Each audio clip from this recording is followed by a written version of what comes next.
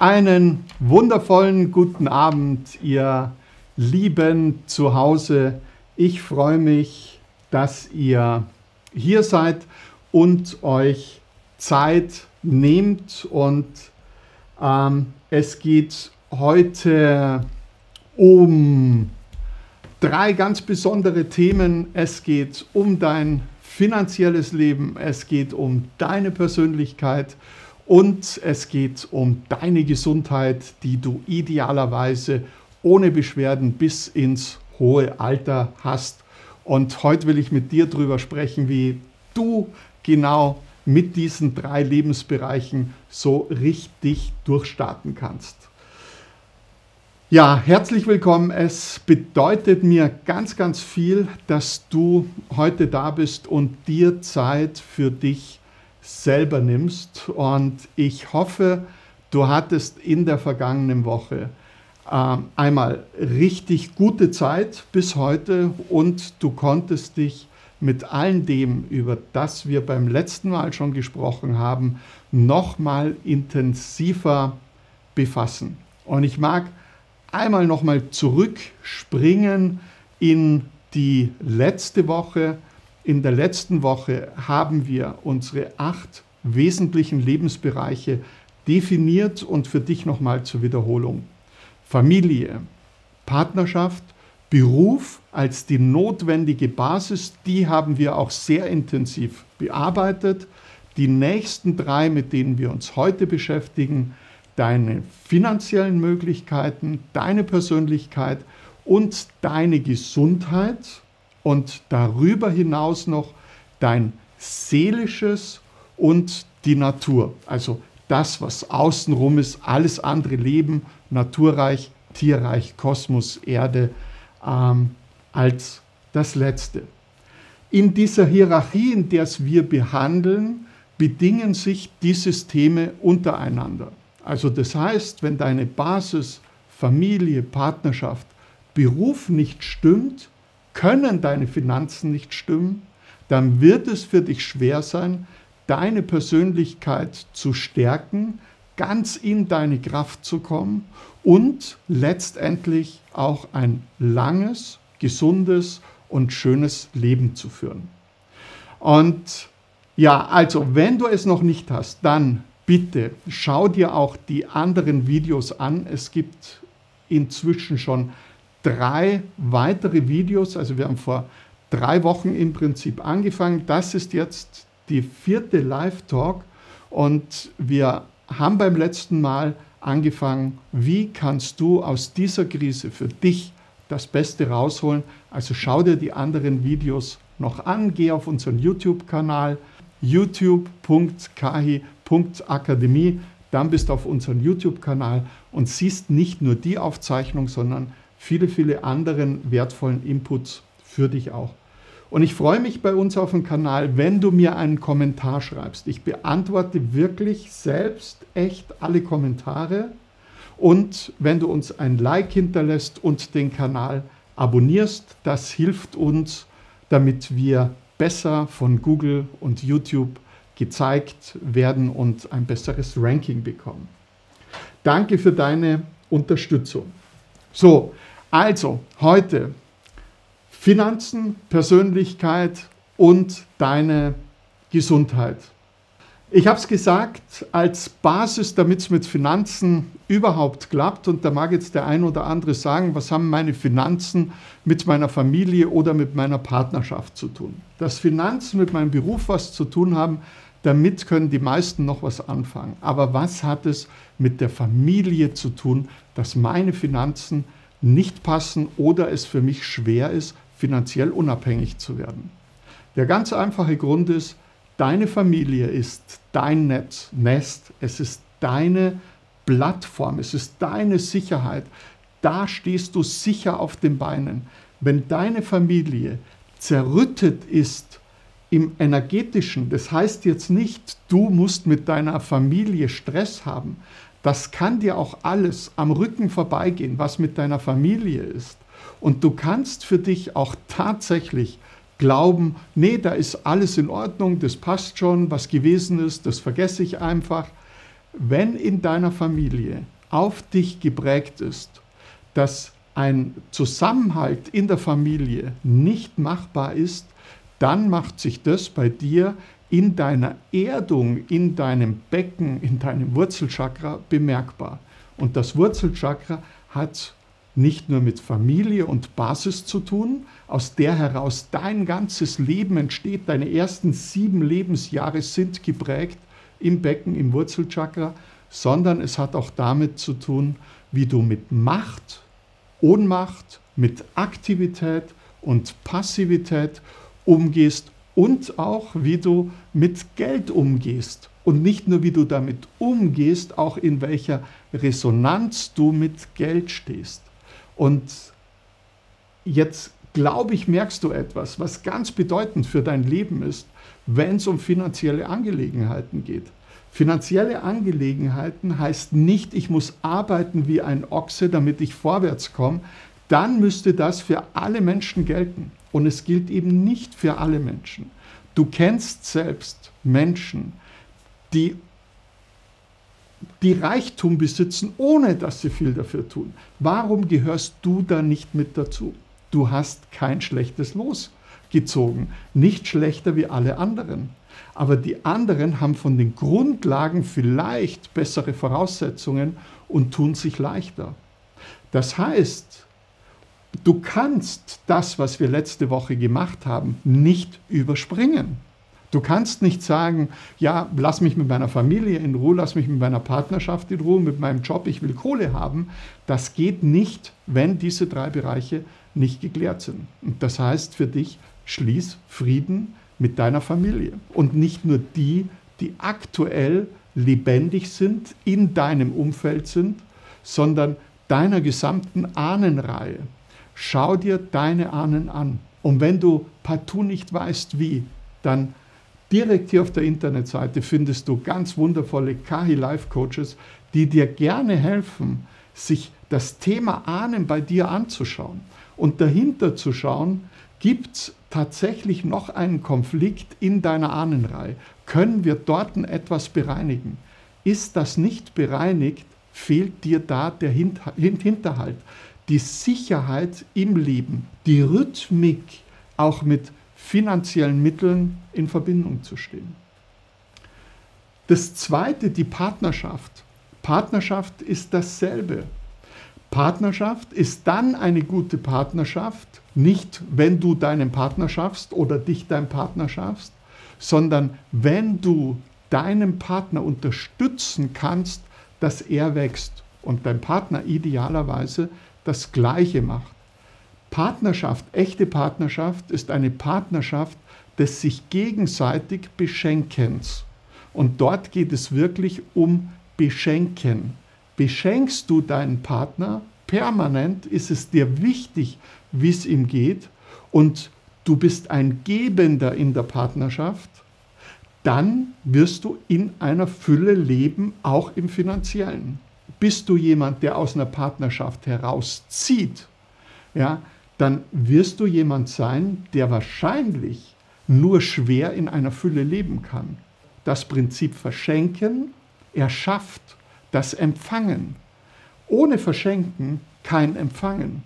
Und das ist nicht an finanzielle Mittel gebunden. Das ist nicht an ein Stück Papier gebunden, auf dem eine schöne Zahl draufsteht und das als Zahlungsmittel gilt, sondern es gilt für alles in deinem Leben. Und so ist dieses Verschenken, insbesondere in Partnerschaften, also Partnerschaften immer im übertragenen Sinne, es ist nicht nur dein Lebenspartner, es sind auch deine Freunde, deine Bekannten, deine Nachbarn, deine Arbeitskollegen, dein Chef, deine Untergebenen, alle Menschen, mit denen du eine Form von Partnerschaft unterhältst. Und alles ist eine Partnerschaft. Die Kassiererin im Supermarkt, mit der hast du eine Partnerschaft. Sie ist die Kassiererin, die für dich da ist, wenn du etwas brauchst. Wie wertschätzend, wie offen bist du zu diesen Menschen? Verschenkst du dich auch zu diesen Menschen? Bist du bereit, anderen Menschen zu dienen, dienlich zu sein, dich zu verschenken, dich herzugeben? Erst wenn du das bist und nicht ein Fordernder bist, der sagt, für mich müssen alle was tun, ich tue aber nichts, erst dann wirst du Möglichkeiten haben, zu finanziellen Erfolg zu kommen. Und im Beruf ist es nicht der Beruf, den du machst, um viel Geld zu verdienen, sondern den Beruf, den du aus deinem Herzen heraus machst, weil du liebst, was du tust. Und das Finanzielle spielt erst sekundär eine Bedeutung. Das hat keine primäre Bedeutung, sondern das kommt erst hinterher. Das Finanzielle interessiert dich gar nicht, du machst es, weil du dienlich sein willst in einem großen System. Und dann erreicht dich Feedback. Ich glaube, es gibt bei dir ein kleines Aha-Erlebnis. Und ich mag dir ein Aha-Erlebnis aus meinem Leben erzählen, das mir es so richtig bewusst gemacht hat. Ich war mit einem Freund von mir spazieren und wir hatten ein Agreement miteinander. Er macht für mich meine Internetseiten, meine Programmierung und ich gebe ihm dafür alle Ausbildungsseminare kostenfrei. Und wir waren spazieren und anfangs war das ein super Austausch. Er hat sich sehr bemüht mit den Internetseiten, er hat die Seminare besucht. Irgendwann durch die Seminare wurde er sehr erfolgreich und seine Zeit wurde immer weniger. Und er hatte immer weniger Zeit, sich auch mit diesen Internetseiten zu befassen. Und es wurde ein sehr einseitiges Verhältnis. Und wir gingen spazieren und beim Spazierengehen sprach ich ihn an und habe zu ihm gesagt, sage ich, du, unsere Vereinbarung, die wir haben, die fühlt sich für mich einseitig an, schon seit längerer Zeit. Du besuchst nach wie vor alle Seminare, du bist überall mit dabei, aber die Gegenleistung, die wir vereinbart haben, die vermisse ich. Und genau in diesem Moment ist mir eins bewusst geworden, dass ich etwas, das ich gebe, an etwas anderes binde. Und genau das, liebe Freunde, wird nicht funktionieren. Immer dann, wenn du etwas, was du leistest, wo du dienst, nicht von Herzen her tust, wird es kein Zurück geben. Das kennt das Universum nicht. Der Apfelbaum sagt nicht, ich lasse den Apfel los, wenn du irgendwo in ein Astloch 1 Euro reinschmeißt. Sondern der Apfelbaum lässt den Apfel los, wenn er fertig ist. Und zwar bedingungslos. Für den Apfelbaum spielt es keine Rolle, was du jetzt mit dem Apfel machst. Ob du ihn einfach liegen lässt, damit Tennis spielst, auf dem Markt verkaufst, bei dir im Keller einlagerst, sofort isst, ob du dankbar bist oder nicht, spielt keine Rolle. Er hat das getan, was er richtig gerne macht, was seine Aufgabe ist. Und das Gleiche gilt für dich auch. Und das ist dein Beruf. Idealerweise ist das dein Beruf.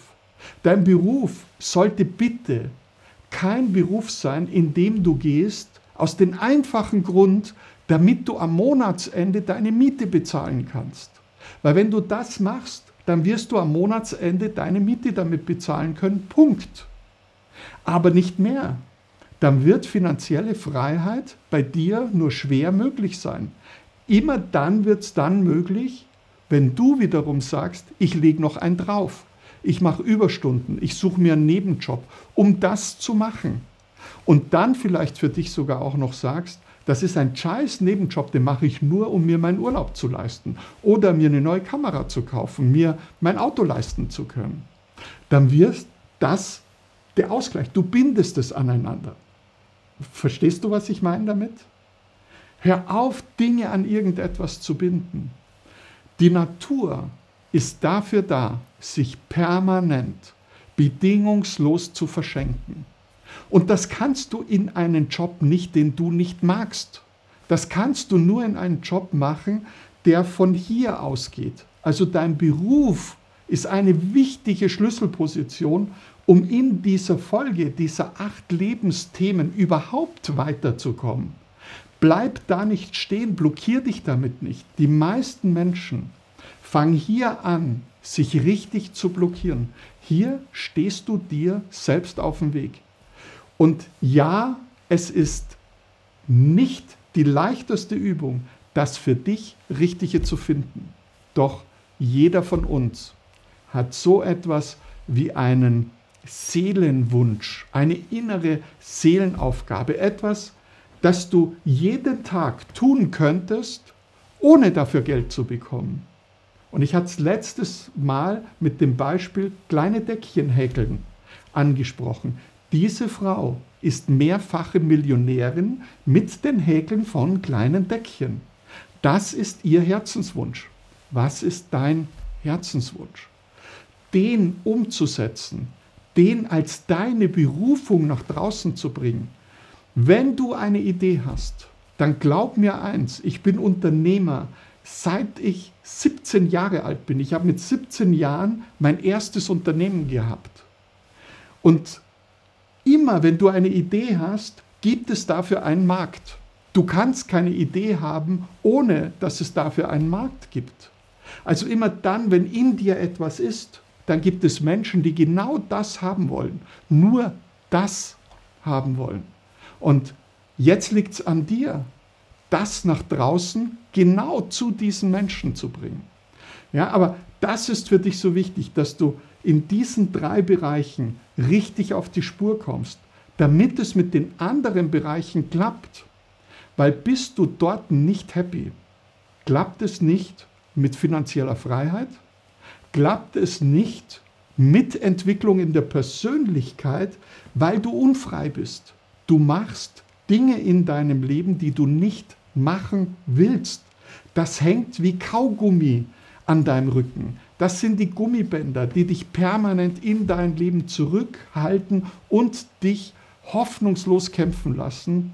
Und mit Gesundheit kann es nicht klappen, weil du dich aufarbeitest, weil du immer im Stress bist. Und Stress macht uns Menschen krank. Ich glaube, da brauchen wir gar nicht in der Tiefe drüber sprechen. Also finanzielle Freiheit heißt für dich loslassen. Das loszulassen, was du nicht haben willst. Und vergleiche es mit einem Glas Wasser. Du hast 2 Gläser Wasser in der Hand, eins in deiner linken, eins in deiner rechten und beide sind randvoll mit Wasser. Und du entscheidest dich heute, ich will kein Wasser mehr, ich habe es verdient, Champagner zu schlürfen und zwar jeden Tag. Jetzt kann jemand mit Champagner neben dir stehen, solange du Wasser in deinem Glas hast, passt kein Champagner rein. Das heißt, das Wasser loszulassen und dann den Champagner unverdünnt, ohne Wasser, auch trinken und empfangen zu können. Für dich heißt das, mutig zu sein, eine Entscheidung zu treffen. Und genau da scheitern viele Menschen. Viele Menschen scheitern an dem Mut, eine Entscheidung zu treffen, im Bereich Beruf etwas anders zu machen. Viele wissen, dass es nicht ihre Berufung ist. Sie haken Tage ab bis zur Pension, bis zur Rente oder letztendlich sogar bis sie tot sind. Anstatt dass sie sich damit beschäftigen, was ist das, was mein Herzenswunsch ist? Was ist mein Herzenswunsch? Aber nur dein Herzenswunsch alleine würde dir jetzt erstmal gar nichts helfen, weil du brauchst noch einen zweiten Faktor. Und dieser zweite Faktor ist, habe ich die Fähigkeiten überhaupt, um diesen Herzenswunsch erfüllen zu können? Oder muss ich mir Fähigkeiten aneignen, damit ich es kann? Ich mag dir dafür ein Beispiel geben. Dein Herzenswunsch ist, du willst anderen Menschen helfen und du willst damit richtig viel Geld verdienen. Und jetzt machst du aus deinem Herzenswunsch, ich will Arzt werden. Und du möchtest jetzt auch Arzt werden. Du hast nur ein Problem. Lernen liegt dir überhaupt nicht. Lernen gehört nicht zu deinen Fähigkeiten. Du tust dir schwer, Dinge zu lernen.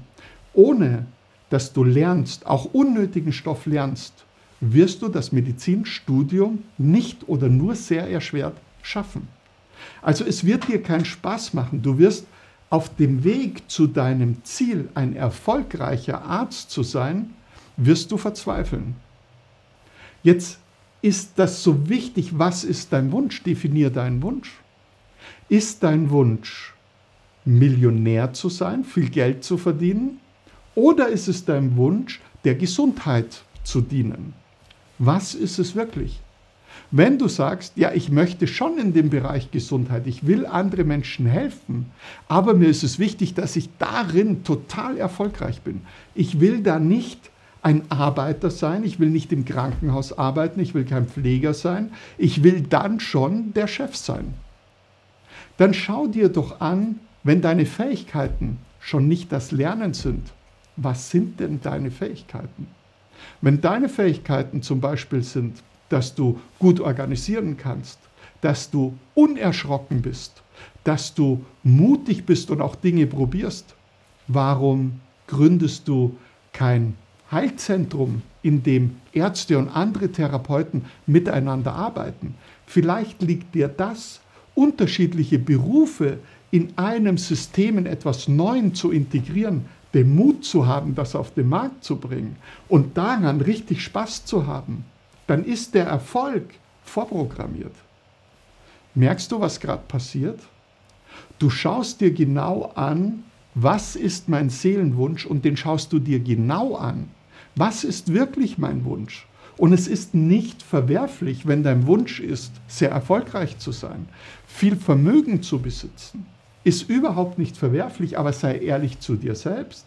Weil dann ist das, was dahinter steht, nicht wichtig. Dann ist es nicht wichtig, dass du Arzt bist, sondern wenn dir wichtig ist, trotzdem anderen Menschen zu helfen, dann gibt es viele Optionen. Aber du schaust dir parallel deine Fähigkeiten an. Besitze ich überhaupt die Fähigkeiten, um meinen Seelenplan damit ausstatten zu können? Oder kann ich mir die Fähigkeiten aneignen, die es braucht, um meinen Seelenplan damit nach vorne zu bringen? Oder kann ich die Fähigkeiten mir mit dazu holen? Ich zum Beispiel brauche andere Menschen, die mir helfen mit Social Medias, für Events, für Schreibarbeiten. Ja, da brauche ich Menschen, das gehört nicht zu meinen Fähigkeiten. Aber die kann ich mit dazu holen, die sind da mit im Team. Und so habe ich ein Team mit 16 Leuten, das die Fähigkeiten abbildet, die ich selber nicht habe. Ja, ich kann im Internet nichts programmieren, also brauche ich einen Programmierer, dann hole ich mir den. Ich hole mir die Fähigkeiten oder ich setze mich hin, ich lerne die Fähigkeiten. Kann ich keine Buchhaltung und will aber trotzdem Unternehmer sein, habe ich zwei Möglichkeiten. Ich bezahle einen Buchhalter für das, dass er mir seine Fähigkeiten zur Verfügung stellt, oder ich befasse mich mit Buchhaltung, damit ich selbst machen kann. Und erst dann kannst du damit deinen Seelenplan ausstatten. Und erst dann macht es Sinn, dir ein Ziel zu setzen. Weil jetzt weißt du, was ist mein Herzenswunsch? Kann ich den füllen mit Fähigkeiten? Also kann ich es auch ins Leben bringen? Und jetzt setze ich mir meine Ziele. Ja, also du hast alles in einer Spur. Und nur dann wirst du erfolgreich. Und nur wenn du erfolgreich bist, wird auch eine Entlohnung zu dir fließen und nicht du rennst dem Geld hinterher. Und viele von euch, bei denen es am Monatsende knapp ist, wo du immer hinten dran bist, wo du immer sagst, boah, jetzt muss aber noch was passieren, ich muss jetzt noch was verkaufen, ich brauche jetzt noch einen Kunden, um Gottes Willen, wenn mir das jetzt ausfällt. Das ist weg. Das ist definitiv weg. Wenn dein Seelenplan, deine Fähigkeiten und deine Ziele in eine Richtung schauen, dann musst du erfolgreich sein. Aber das heißt, du gibst es von hier, du dienst, du hast etwas, das andere brauchen, und das, was du gibst, das gibst du aus freien Stücken. Und wenn du dafür Geld bezahlen müsstest, dann würdest du es sogar tun. Schau, ich spreche total gern mit Menschen. Mir ist es super wichtig, dass du wächst. Und das größte Geschenk, das du mir machen kannst, ist, dass du in 1 Jahr, in 2 Jahren, in 3 Jahren zu mir kommst, mir auf die Schulter klopfst und sagst, Tom, danke, jetzt habe ich dich eingeholt. Dann bin ich der Erste, der Tränen in den Augen hat, weil du besser bist in Dingen als wie ich. Mir ist es wichtig, dass du nicht nur gleich gut wirst wie ich, sondern mir ist es wichtig, dass du besser wirst, dass du dein Leben noch besser handeln kannst, dass du größer wirst, dass du leistungsfähiger wirst. Das kommt doch mir zugute, das kommt doch der Welt zugute, uns allen zugute. Es hilft nichts, wenn wir Menschen unterrichten, die dann kleiner und minderwertiger sind wie wir. Dann bleiben wir in der Welt stehen. Wir müssen andere größer machen. Das ist unsere Aufgabe. Und schaust dir aus diesem Aspekt an, dass du anderen eine Hand gibst, um sie größer zu machen, ihnen Dienst. Und du wirst feststellen, es wird Größere geben wie dich, und die werden dir dienen. Die werden dich größer machen. Du wirst Lehrer finden, Mentoren finden, oder sie werden dich finden, weil da musst du sie nicht mehr suchen. Mentoren sind keine Mentoren, wenn du hingehst und sie bezahlst. Das sind Lehrer. Das sind bezahlte Lehrer, die sind wichtig. Die sind auch wichtig. Ich gebe sehr, sehr viel Geld jedes Jahr für Fortbildung aus, weil mir es wichtig ist.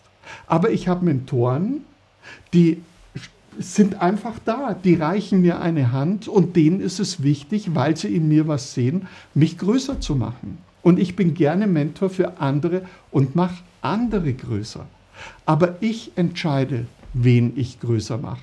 Das kannst du nicht kaufen. Du kannst keinen Mentor kaufen. Du kannst Lehrer bezahlen, aber keine Mentoren.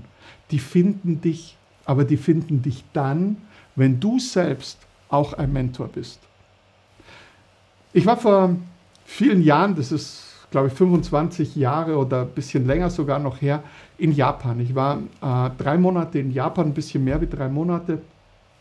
Und ich habe dort was Tolles gelernt, nämlich ein Verhältnis Lehrer und Schüler. Und in Japan ist es extrem. Dein Lehrer ist die oberste Gewalt und da bist du immer drunter. Das heißt, deine Verbeugung ist extrem tief, seine Verbeugung ist ganz bescheiden. Das Wort des Lehrers wird niemals in Frage gestellt. Also dort gibt es kein Hinterfragen, kein für was ist es gut, sondern das Wort des Lehrers ist Gesetz. Aber in dem Moment, wo du deine Ausbildung beendet hast, geht dein Lehrer auf die Knie und verbeugt sich tiefer, wie du es tust, weil du bist in seinen Augen jetzt mehr wie er, weil er hat dir alles gegeben, was er ist. Aber du hattest ja vorher schon was. Du bist jetzt mehr wie er, du bist größer wie er. Und genauso verhält sich ein Lehrer gegenüber einem Schüler, wenn er ausgelernt hat, dann sollte der größer sein. Und das ist Verschenken, das ist Dienen, das ist für andere da sein. Nicht, weil du damit Geld verdienst. Darum geht es nicht. Das Geld kommt automatisch. Du musst dich nicht darum kümmern, dass Geld kommt. Wenn du dienst und dich verschenkst, dann bist du im Überfluss. Du bist immer im Überfluss, wenn du dich verschenkst. Wenn du dich verkaufst, bist du im Mangel. Und immer wenn du im Mangel bist, wirst du was erleben? Richtig, wirst du Mangel erleben. Immer dann, wenn du etwas festhältst, wenn du eine Spardose hast, eine eiserne Reserve, dann blockierst du Energie. Wir haben auch finanzielle Reserven. Jedes Unternehmen braucht finanzielle Reserven. Aber nur in dem Maß, in dem es auch wirklich verträglich ist, in dem wir nichts blockieren. Wir erschaffen mit Reserven einen Mangelgedanken. In dem Moment, wo ich für mich sage, ich brauche jetzt die und die Summe, damit ich, auch wenn die Auftragslage mal schlecht ist, über 4 Monate hinwegkomme. Was programmiere ich? Dass meine Auftragslage schlecht sein wird? Warum? Du hast dich gerade selbst beschnitten. Ein gewisses Polster zu haben, um zusätzlich noch investieren zu können, um auf ein bisschen was zurückgreifen zu können, wenn eine Idee da ist. Ja, das ist gut, aber bitte, halt dir doch nichts zurück für schlechte Zeiten.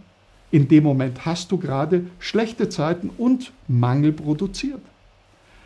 Schau dir alles, was mit Fülle hat, immer aus dem Aspekt an, lebst du in einer Fülle vom Gefühl her, nicht von dem, was du im Außen machst.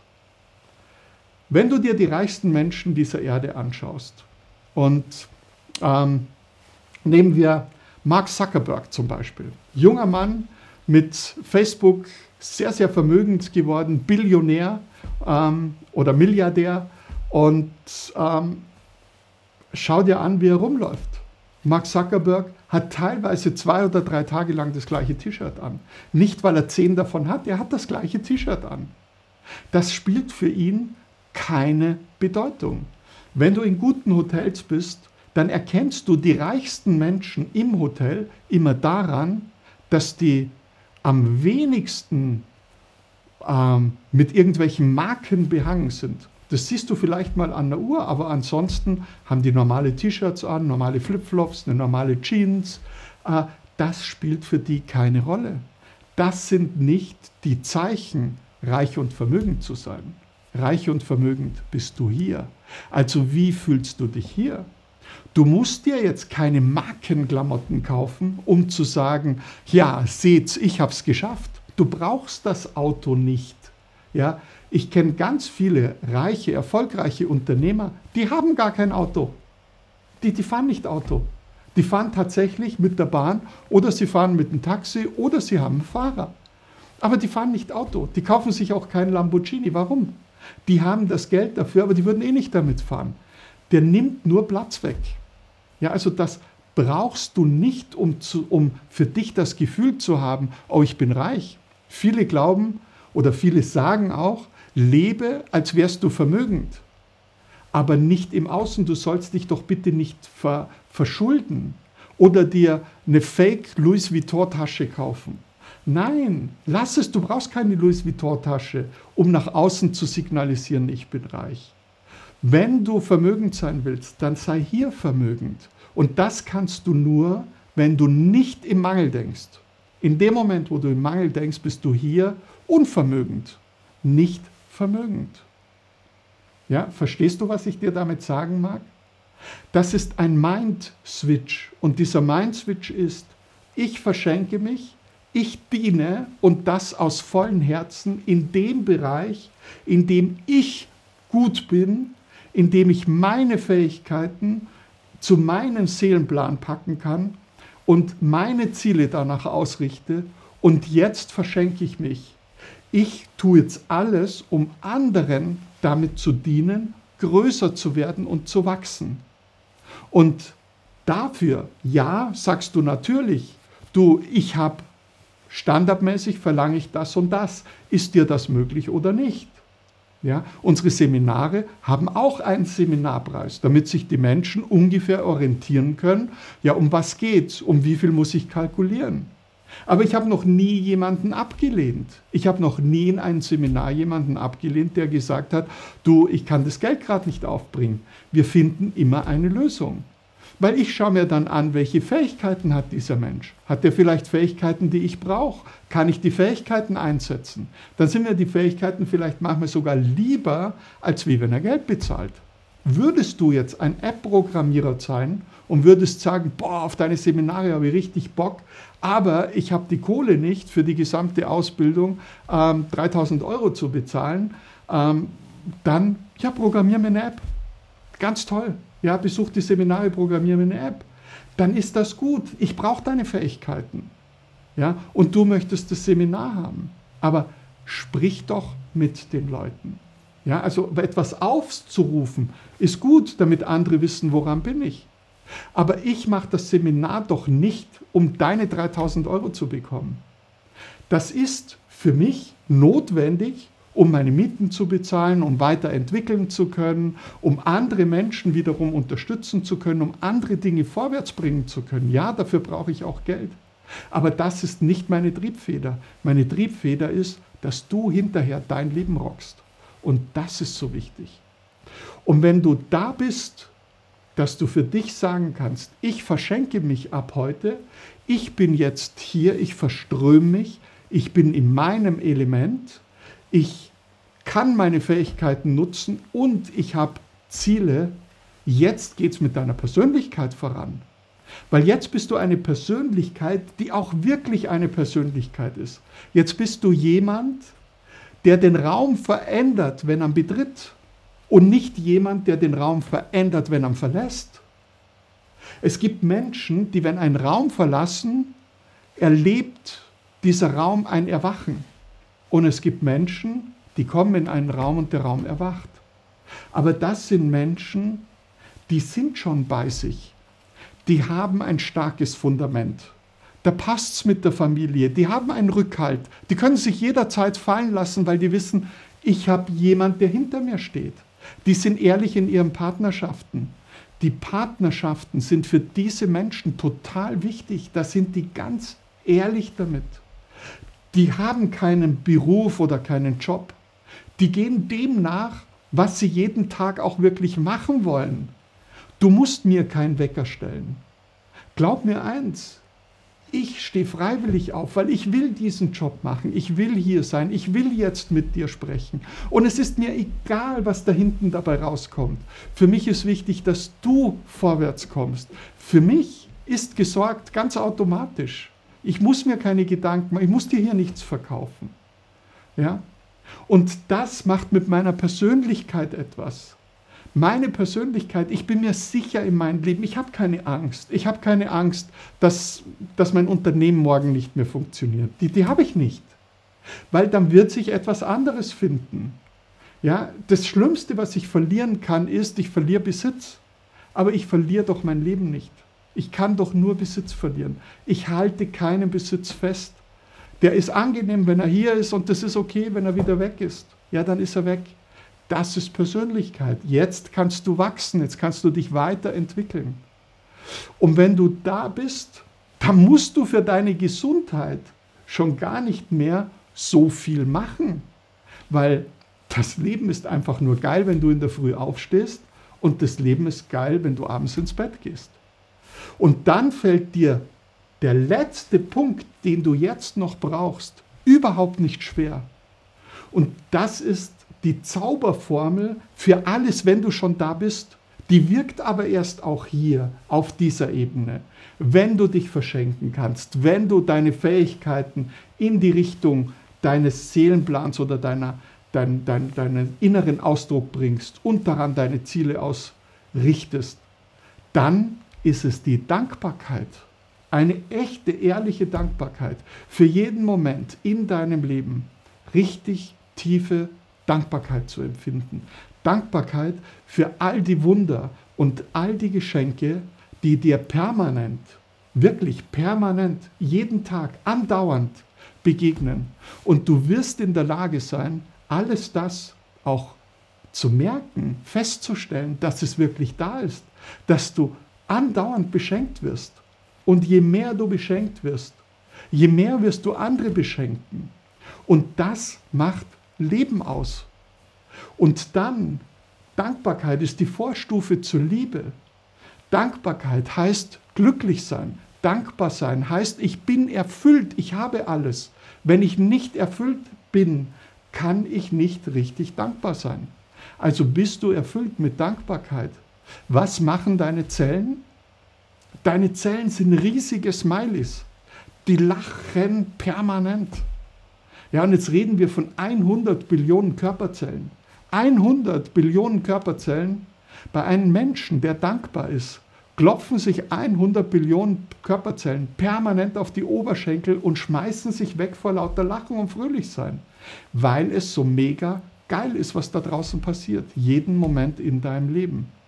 Und glaubst du tatsächlich, dass du dann körperlich krank bist? Du wirst körperlich nicht krank sein und es wird für dich auch schwer sein, deinen Körper mit irgendwas zu vergiften.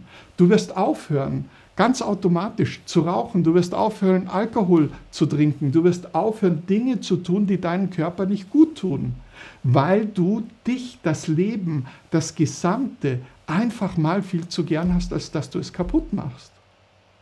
Und das sind bewusste Menschen. Und du wirst automatisch ein bewusster Mensch, wenn du bis hierhin kommst. Aber das heißt für dich, überspring nicht die Basis. Du kannst die Basis nicht überspringen. Das setzt dich wieder auf den Arsch. Das ist wie Betonklötze, in denen du einbetoniert bist. Mach erst das los, Kümmere dich um deine Ahnen, um deine Familie. Mach dort echt reinen Tisch. Hol dir Menschen, die dich da unterstützen können. Du kannst dich an vieles nicht erinnern. Das ist auch gut so. Und bitte, du musst jetzt keine 200 Familienaufstellungen machen, um all deine Ahnen aufzustellen. Das geht wesentlich effektiver. Und ich kann es dir nur ans Herz legen. Investier zumindest einmal 100 € in einem Kahi Life Coach und lass dir von dem die Ahnen anschauen oder ein paar andere Sachen anschauen, die Erfolgsverhinderer in deinem Leben sind. Und schau nur mal, was hinterher passiert, ohne dass jemand mit dir jetzt eine Gesprächstherapie gemacht hat. Der Mensch, der da mit dir arbeitet, der muss dich nicht kennen. Der kann an deinem Gesamtwesen Mensch ganz einfach überprüfen, wo etwas da ist, und er löst es auf einer höheren Ebene, auf der Ebene, auf der die Blockade auch gesetzt ist, deiner seelischen Ebene, auf. Du musst nicht daran denken, du musst nicht mitarbeiten. Er kann es machen, weil es geht im Prinzip um Verständnis und um Vergebung. Ein wundervoller Lehrer von mir, Horst Krone, hat einmal einen ganz, ganz tollen Satz gesagt und schreibt es auch in seinen Büchern. Es ist nicht der Körper, der erkrankt, es ist die Seele, die unwissend ist. Und das, was wir machen mit der Form, wie wir arbeiten als Kahi Life Coach, wir bringen der Seele das Wissen wieder, die Vollkommenheit. Und sie kann all dieses loslassen. Es gibt keinen goldenen Knopf, wo wir einmal draufdrücken und dann der nächste bitte, das war's, du bist erleuchtet. Das gibt's nicht, das sind Prozesse und die sind unterschiedlich lang. Aber nur um es für dich mal zu erleben, wenn du in diesen Bereichen selber nicht weiterkommst, wenn du keine Ahnung hast, kann ich mit meinen Ahnen, bin ich jetzt im Reinen, bin ich nicht im Reinen, empfehle ich dir einfach diese 100 € für so eine Heilanwendung oder Anwendung, Coaching-Anwendung bei einem Kahi Life Coach mal in die Hand zu nehmen, damit sich der mit dir ein paar grundlegende Themen anschaut und dann einfach mal zu spüren, wie verändert sich jetzt mein Leben. Und glaub mir eins, du hast so viel investiert in dein Leben für irgendwelchen Mist, also mir geht es zumindest so, investier etwas, das dir weiterhilft, letztendlich zu wachsen, letztendlich echt vermögend zu sein, in einer guten Resonanz zu sein und das Allerwertvollste, ein langes, erfülltes und gesundes Leben zu leben, weil alles andere hilft dir nichts, wenn du am Schluss nicht gesund bist. Ich kenne so viele Menschen, die haben sich ihr Leben lang kaputt gearbeitet und im Alter hatten sie dann Geld, aber nicht mehr die Möglichkeit, dieses Geld für die wunderschönen Dinge, die sie sich alle vorgenommen haben, im späten Alter zu machen, dann auch umzusetzen. Die Weltreise war nicht mehr, dafür waren sie zu gebrechlich, zu krank und vielleicht haben sie auch nicht lange gelebt. Sorg dafür, dass du echt was von deinem Leben hast. Und das Leben ist so gebaut, dass es dich erfüllt. Lass es dich aber auch erfüllen.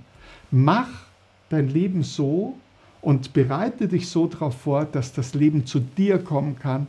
Deine Aufgabe ist nicht, hinter dem Leben herzurennen. Das ist mühselig und ganz ehrlich, unter uns zwei, ganz privat, das ist saudumm. Ja, also mach das nicht. Ja, renn nicht hinter dem Leben her. Lass dich erfüllen. Aber das funktioniert nur, wenn du diese Schritte gehst in dieser Reihenfolge und dann erfüllt dich das Leben. Und probier es aus. Sollte es nicht klappen, ich stehe dir zur Verfügung. Komm vorbei. Ja, diskutiere das auch handfest mit mir aus. Ich weiß, dass es funktioniert. Ich habe über 2000 Menschen auf diesem Weg begleitet und bei allen 2000 hat es funktioniert und es wird bei dir auch funktionieren. Also lass dich darauf ein, geh diese Schritte durch. Das Ganze hört jetzt hier natürlich nicht auf, sondern wir haben ja noch 2 Themen dann mit dazu. Das ist einmal das große Ganze, also der Makrokosmos, das Universum, die Erde, Alles, was an anderem Leben um dich herum ist, also die Natur, das Tierreich, alles das ist ein Bereich von dir, genauso wie dein seelisches, also das Wesen, das du tatsächlich bist. Du bist ein geistiges Wesen, das einen Körper belebt, und das will ich mir mit dir im nächsten Teil anschauen. Aber ich mag den heutigen Tag noch für eine ganz andere Message benutzen, und diese Message hat mit unserer Zeit zu tun, zumindest in unserem Kulturkreis. Es ist heute Gründonnerstag, morgen ist Karfreitag und die Kreuzigung Jesu Christi und am Montag die Wiederauferstehung. Wir leben in diesem Moment, in dem besten Moment energetisch, den du dir gerade vorstellen kannst. Ich glaube nicht, dass dieser Moment jemals in deinem Leben nochmal kommen wird. Wir sind gerade, alles das, was im Großen draußen passiert, in einem Riesenumschwung. Ich bin mir sicher, wir sind uns einig, dass es zwei Welten gibt. Die Welt vor Corona bis Februar und die Welt nach Corona, jetzt irgendwann Mitte, Ende April. Wenn wir wieder anfangen dürfen, unser Leben neu zu ordnen oder neu auszurichten.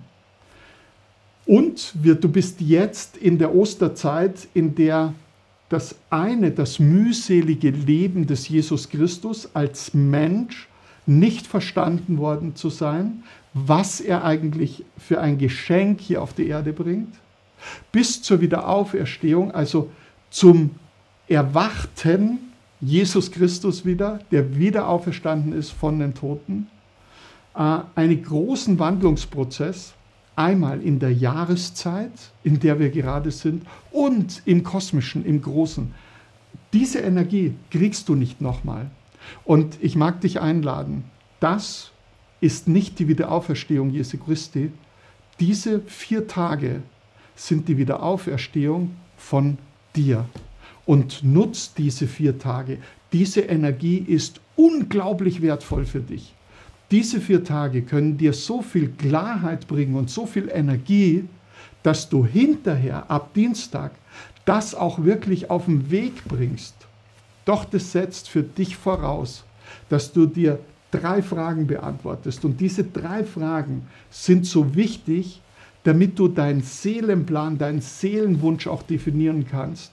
Und am besten ist, du nimmst dir jetzt einen Schreiber und ein Stück Papier und schreibst dir die 3 Fragen auf. Die erste Frage ist, was will ich? Was ist es, was dich erfüllt? Was muss sich im Außen verändern? Was müsste zu dir kommen, damit du sagst, jetzt ist alles gut. Jetzt ist alles gut. Jetzt kann ich alles loslassen, jetzt ist alles gut. Die zweite Frage ist, und die bitte erst beantworten, wenn du die erste beantwortet hast, was will ich wirklich? Alles von dem, was du jetzt aufgeschrieben hast, was davon hat die höchste Bedeutung? Was von all dem ist tatsächlich etwas, das dich tief berührt? Nicht nur ein Begehren oder ein Wunsch, sondern etwas, das geht schon richtig tief rein. Und deine dritte Frage, die beantwortest du erst, wenn du die beiden beantwortet hast. Was will ich wirklich, wirklich? Was ist die Essenz? Was kommt hinten tatsächlich raus? Wenn am Anfang noch das rote Fahrrad mit dabei war, das du dir immer gewünscht hast und du nie bekommen hast, dann ist es am Schluss vielleicht, ich möchte an einem Ort sein, der ganz still ist, zum Beispiel. Ja? Oder das und das Gefühl zu haben. Dann habe ich diesen Moment. Also was will ich wirklich, wirklich? Das Beantworten dieser 3 Fragen hat bei mir 2 Jahre gedauert. Das war allerdings vor über 20 Jahren. Heute sind wir in einer ganz anderen Energiequalität. Und ich bin mir sicher, dass wenn du diese 4 Tage für dich nutzt, dann schaffst du das, wo ich 4 Jahre brauchte, schaffst du in 4 Tagen. Oder ich 2 Jahre brauchte, schaffst du in 4 Tagen. Das ist dir mit dieser Energiequalität durchaus möglich. Eine Klarheit. Und wenn du diese Klarheit hast, dann beschäftige dich mit deinen Fähigkeiten und bring deine Fähigkeiten in Richtung deines Herzenswunsches. Schau, dass du alles hast, dass du diesen Herzenswunsch auch umsetzen kannst. Fang nicht an, wenn dir Fähigkeiten fehlen. Eigne dir die Fähigkeiten an, hol dir die Fähigkeiten mit dazu, aber beginne nicht, ohne dass alles da ist, mit an Bord ist, was du brauchst. Das wird nicht klappen, ja, weil dann ist es zu kurzfristig. Und dann mach dir Ziele, mach dir Meilensteine, wie geht es jetzt vorwärts? Und vielleicht befassen wir uns, wenn das euer Wunsch ist, schreibt es einfach in die Kommentare zu den Videos mit rein oder zu diesem Video. Schreibt es drunter einen Kommentar, ihr wisst, ich lese den.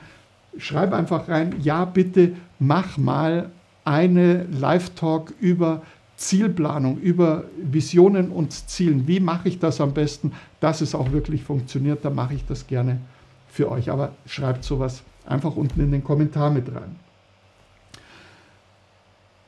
Ja, also wenn du es in diesen 4 Tagen schaffst, dein Was will ich wirklich zu bearbeiten, du deinen Seelenwunsch kennst, deine Fähigkeiten kennst, eine Richtung kennst, dann lass uns beim nächsten Mal anschauen, wie du jetzt noch die ganze Kraft des Universums auf deine Seite holst, die Kraft allen Lebens und was du tun kannst, um mental es auch richtig auf die Straße zu bringen, also in die Resonanzfähigkeit dessen zu bekommen, was jetzt, dann nächste Woche auf dein Blatt Papier steht. Aber damit, ihr Lieben, haben wir das Thema hoffentlich für euch so bearbeitet, dass ihr es auch umsetzen könnt, dass es für euch transparent ist und ihr es für euch auch so ins Leben tragen könnt. Das ist mein Wunsch und mag euch nochmal erinnern, du findest hier auf dieser Internetseite wundervolle KI Life Coaches. Sollte in deiner Nähe keine dabei sein, weil wir haben erst angefangen, eine Datenbank online zu stellen. Wir haben insgesamt über 2000 Therapeuten habe ich ausgebildet, etwa 1200 haben wir in unserer Datenbank. Die sind noch nicht online, es sind erst die ersten wenigen online, aber wenn du sagst, du bei mir in der Nähe wäre ganz toll, schreib uns an, schick uns eine kurze E-Mail, mach das über das Kontaktformular auf der Internetseite, dann kommt es an die richtige Stelle, schreib mit rein, wo du bist und wir suchen einen geeigneten KI Life Coach in deiner Nähe raus und stellen den Kontakt gern für dich her. Schau dir an, was wir alles machen. Du kannst, wenn du auf Links gehst, oben im Menü hast du so kurze Schnellwart-Links. Alle Links, die blau sind, also die blaue Buttons sind, das sind alles Geschenke an dich, die du ganz einfach beantragen kannst, ob jetzt das eine Meditation ist, ein Infopaket ist oder irgendwas anderes. Ich weiß gerade nicht, was da alles steht. Ja, aber auf jeden Fall die blauen, das sind alles Geschenke, die für dich gedacht sind, die dich weiterbringen sollen. Schau es dir an.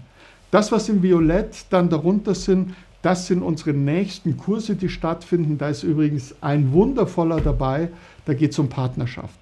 Partnerschaft, du kennst es inzwischen, hat nicht nur mit deinem Lebenspartner zu tun, sondern generell Partnerschaften in deinem Leben, geschäftlich, Schwester, wie auch immer, alles sind Partnerschaften.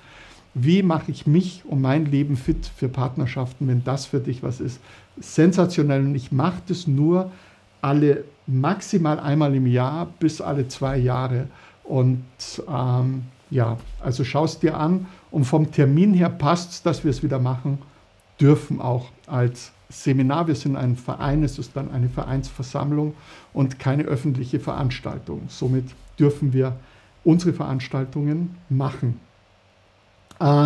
Ja, wenn du sagst, wow, mag da tiefer einsteigen, diese Werkzeuge faszinieren mich, diese Philosophie fasziniert mich, KI Life Coach zu sein, ist vielleicht auch was für mich als neue Berufung oder es einfach nur zu wissen, weil es mir gut tut oder meiner Familie gut tut, dann schau dir das Basisseminar im Juli an. Das ist das letzte, was ich selber noch mache, dann übernehmen die Trainer komplett die Ausbildung. Also willst du mit mir noch eine Seminarreihe machen, ist der letzte Einstieg im Juli möglich und danach geht es leider mit mir selbst nicht mehr und geht in andere wertvolle Hände. So, das war's von meiner Seite. Ich freue mich, wenn wir uns nächstes Mal wiedersehen. Schau morgen auf unseren YouTube-Kanal. Teil den Video, die Botschaft gerne so oft wie du möchtest. Das freut uns, wenn wir auch andere Menschen berühren können, wenn wir andere Menschen dazu verhelfen können, in ihrem Leben vorwärts zu kommen.